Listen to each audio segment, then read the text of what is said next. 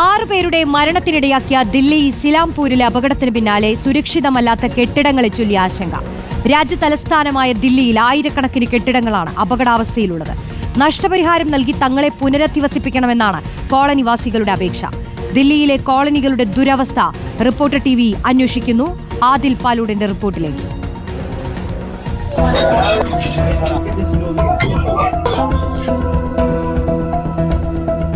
4 നില കെട്ടിടം തകർന്നു വീണ ദില്ലിയിലെ സീലംപൂരിലാണ് റിപ്പോർട്ടർ TV സംഘമുള്ളത്. ചെറിയ മഴയത്തും കാറ്റിലും കെട്ടിടങ്ങൾ തകർന്നു വീഴുന്ന വാർത്തകളാണ് ഓരോ ദിവസവും ദില്ലിയിൽ നിന്ന് പുറത്തുവരുന്നത്. ഞാനിപ്പോൾ ഈ പിടിച്ചു നിൽക്കുന്നത് വെറുമൊരു കമ്പി മാത്രമല്ല, 3 നില കെട്ടിടത്തെ താങ്ങി നിർത്തുന്ന ഇരുമ്പു തൂണാണിത്. ഇതാണ് ദില്ലിയിലെ തെരുവുകളുടെ അവസ്ഥ.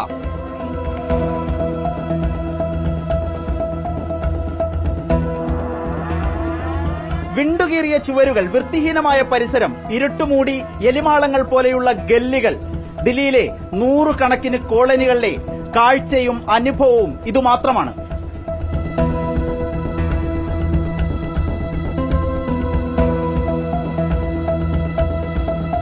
ഗല്ലികളിലൂടെ നടക്കുമ്പോൾ കെട്ടിടങ്ങൾ തകർന്നു വീഴുമോ എന്നാണ് കോളനിവാസികളുടെ ഭയം.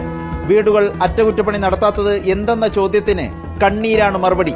10,000 രൂപ മാസശമ്പളം ഭക്ഷണത്തിനും വീട്ടുചെലവിനും തന്നെ തികയുന്നില്ലെന്ന് 30-കാരൻ ഇമ്രാൻ പറയുന്നു.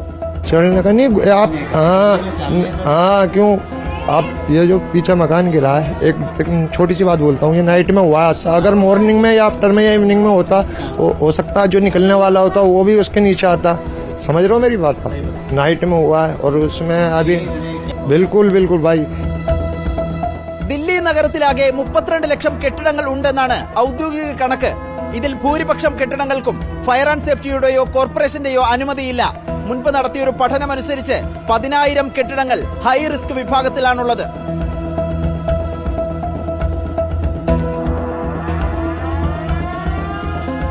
ഒരു വശത്ത് കുതിച്ചുപായുന്ന ദില്ലി മെട്രോ, മറുവശത്ത് ജീവൻ കയ്യിൽ പിടിച്ച് ഗല്ലികളിലൂടെ നടക്കുന്ന അതിദരിദ്രരായ മനുഷ്യർ. രാജ്യതലസ്ഥാനമായ ദില്ലിയുടെ നേർചിത്രമാണിത്.